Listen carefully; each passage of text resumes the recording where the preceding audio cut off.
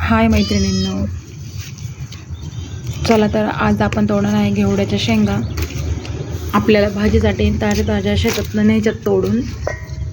आणि इथं माझ्यासोबत आमची मनी मॅवसुद्धा आलेली आहे, की मधी मधी मॅव मॅव करते आहे.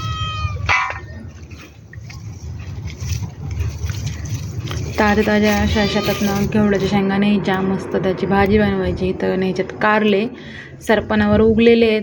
असेच पिकलेले कारले गेल्या वर्षी पडून पावसाने बिया उगल्या त्याच्या, आणि ते ॲटोमॅटिक आपल्या पाऊस पडलं की उगतात. आणि त्याचे आपल्याला असे छान कारले भेटतात दरवर्षी. चांगले 4-5 महिने चालतात त्याचे वेल, आणि छान लागतात खायला. कडू वगैरे जास्त काही भाजी होत नाही त्याची व्यवस्थित केल्यावर, एकदम छान.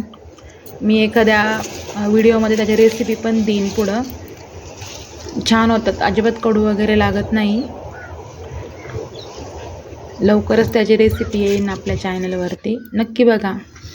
आणि असे औषध नाही, काही नाही याला. मस्त छान असे कारले सापडलेत, त्याचे कीड नाही, काही नाही त्याला, एकदम फ्रेश. आणि घेवड्याच्या शेंगा त्याला राजमा पण म्हणतात. मस्त त्याचा आता मसाले भात बनवायचा, आणि त्याचा कढीपत्ता जेवढा पाहिजे तेवढाच तोडायचा, जास्त वाळून जाण्यासाठी तोडायचा नाही. जेवढा लागतोय तेवढा घ्यायचा. झालं. Bye bye.